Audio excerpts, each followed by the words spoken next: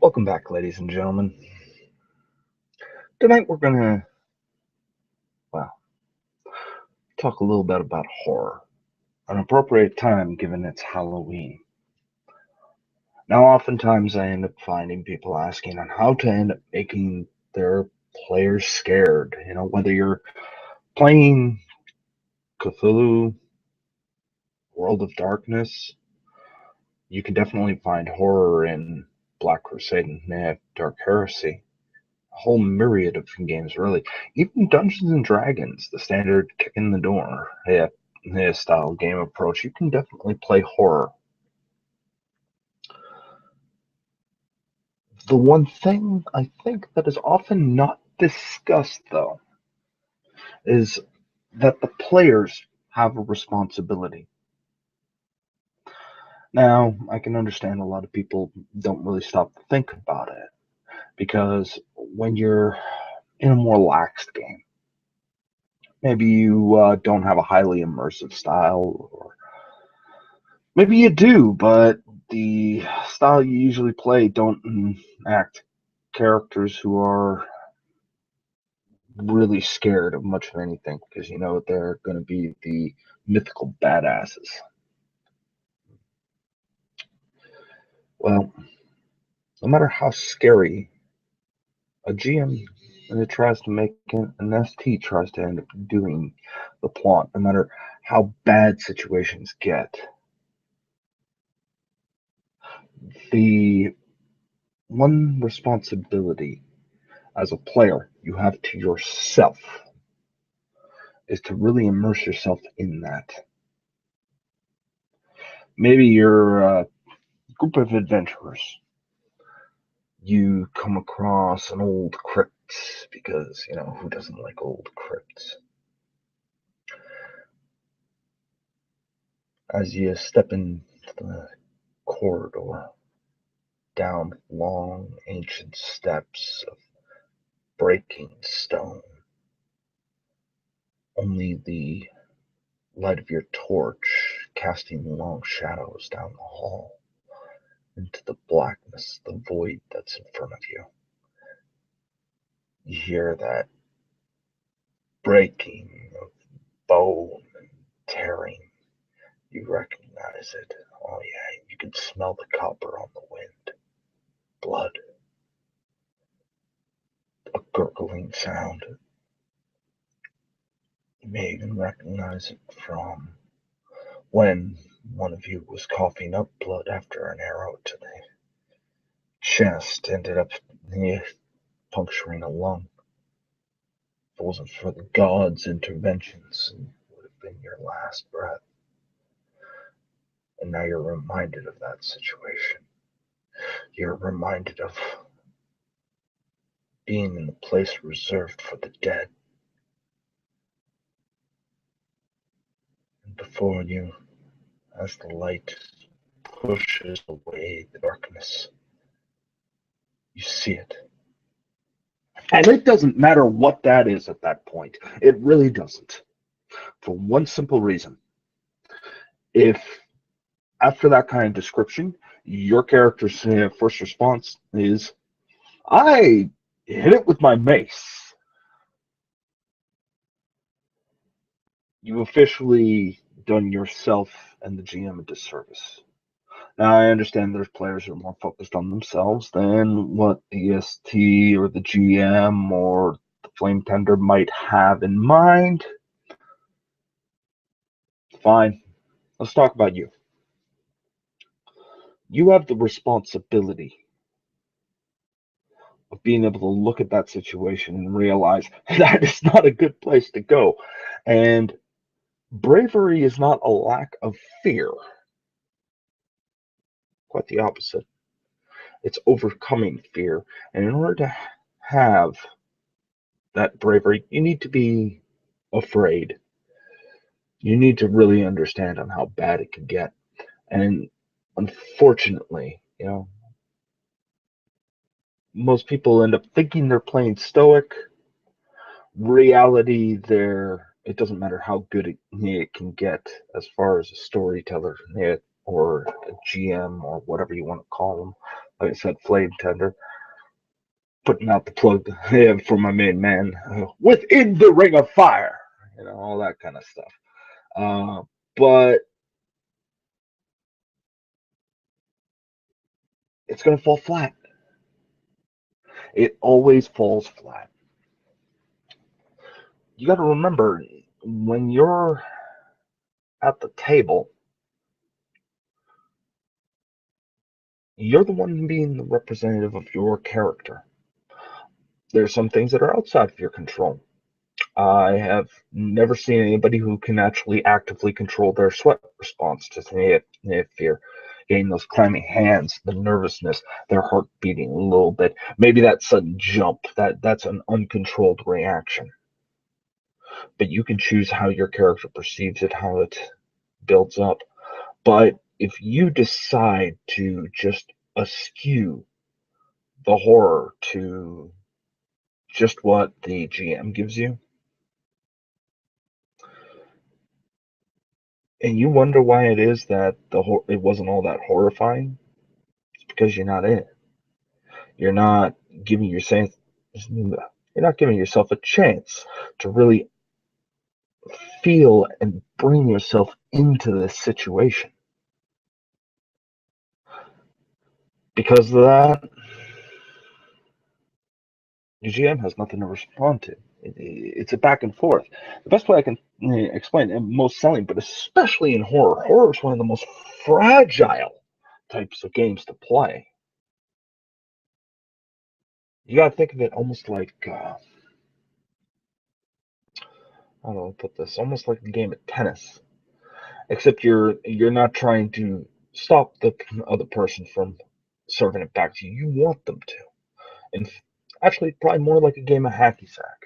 Yeah, for the few people that probably still end up doing that at this point. You do whatever you can to not let it hit the ground.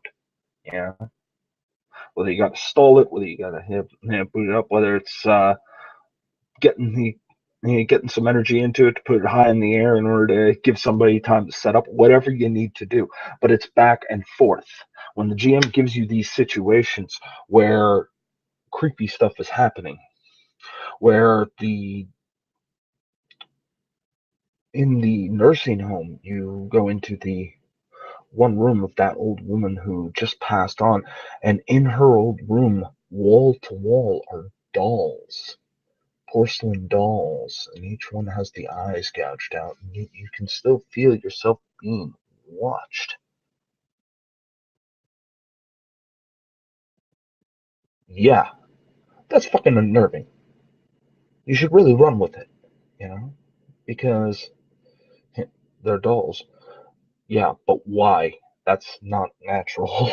No one, if anybody here has actually been into a house that's filled with dolls, some of them are adorable, but in the wrong light, before the lights are turned on for the display, it is creepy.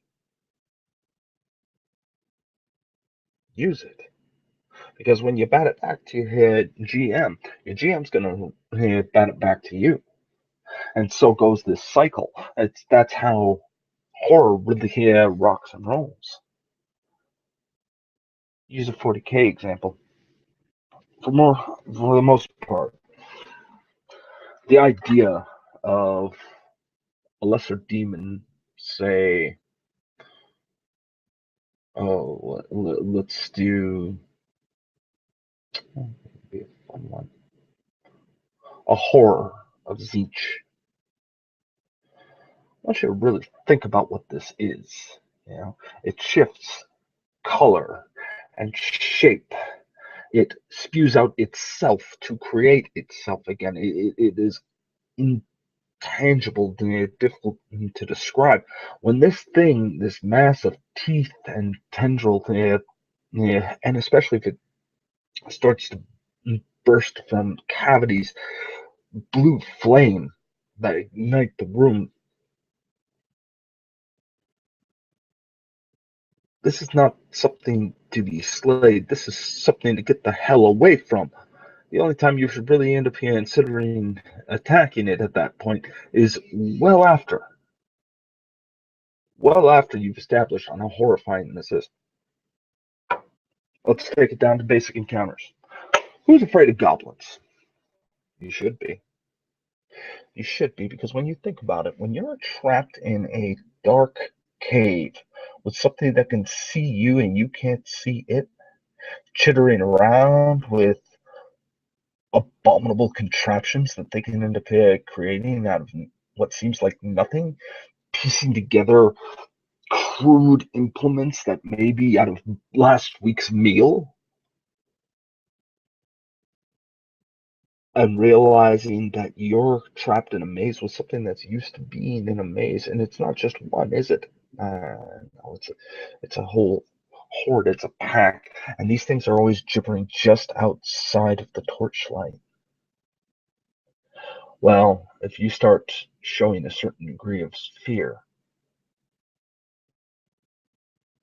then even the smallest things can turn horrific. Oozes, ghouls, zombies. Yeah, maybe they're easy to kill. You know this out of character. But in character, this is something with the intent to kill you, potentially eat you, potentially not in that order.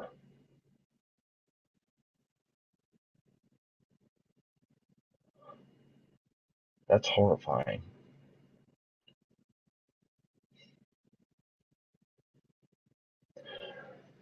Now, the ability to build atmosphere, to be able to build that darkness that any horror lover really seeks, that loving of the gore and the putrescence of the situation, that seduction and allure of the macabre. Well, you owe it to yourself to make it the best you can.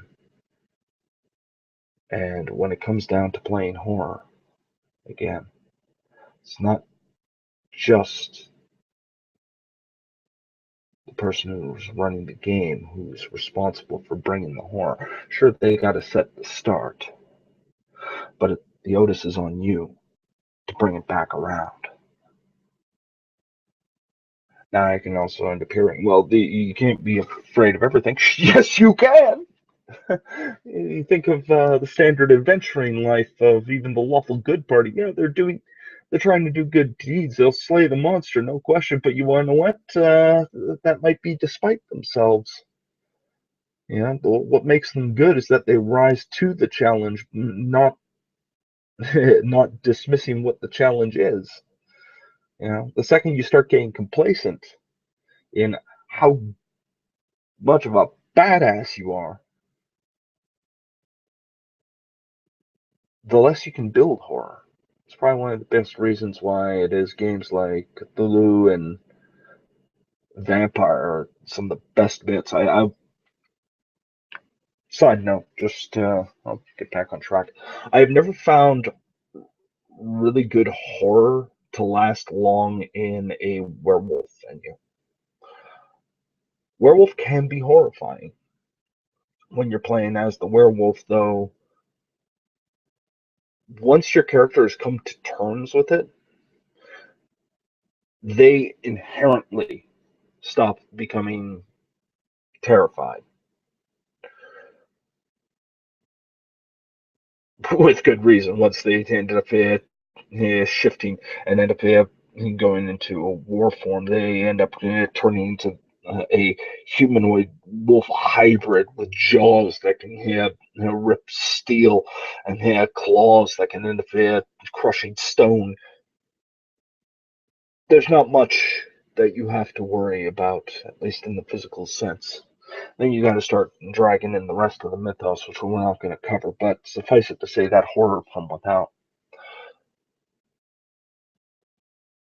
Meanwhile, games like Call of Cthulhu, Vampire, even Black Crusade, oh, especially in Black Crusade, calls within the horror within.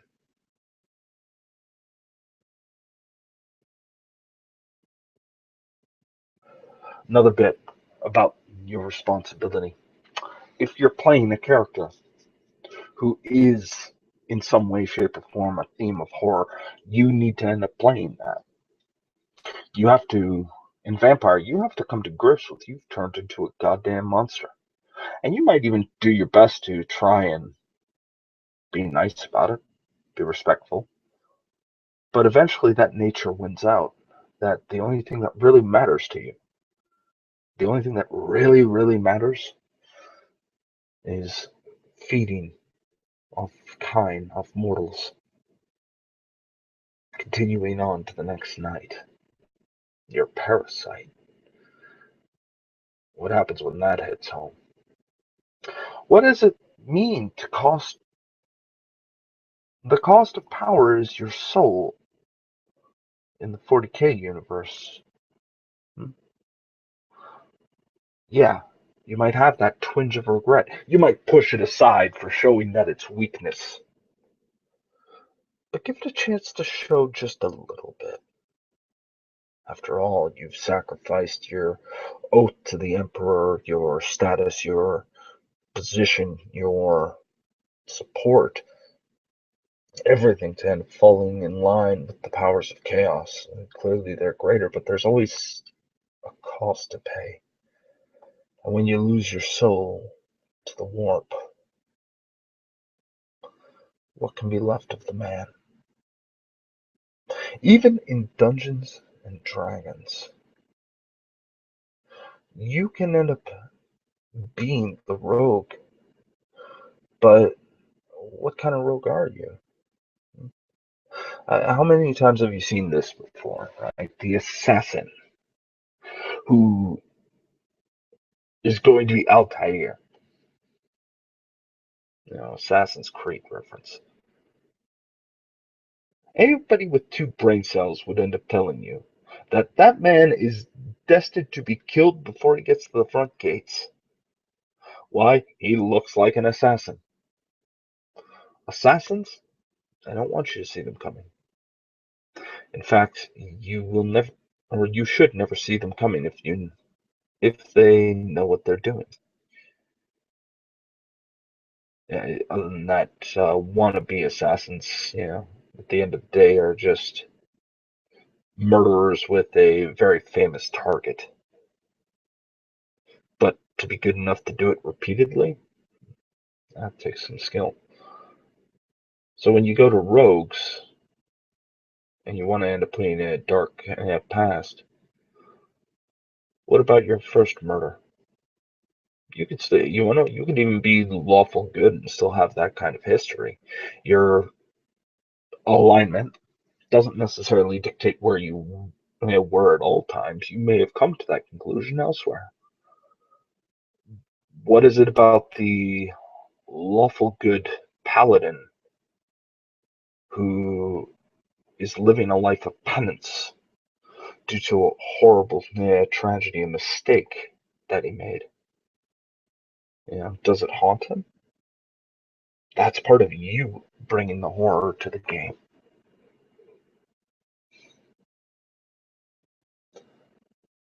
So, if you happen to be playing a session this night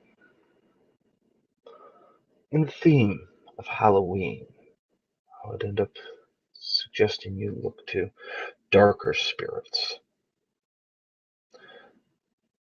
and try and find just that little bit of the thing that should not be inside your character and bring it out just a bit. You might be surprised with what you come up with.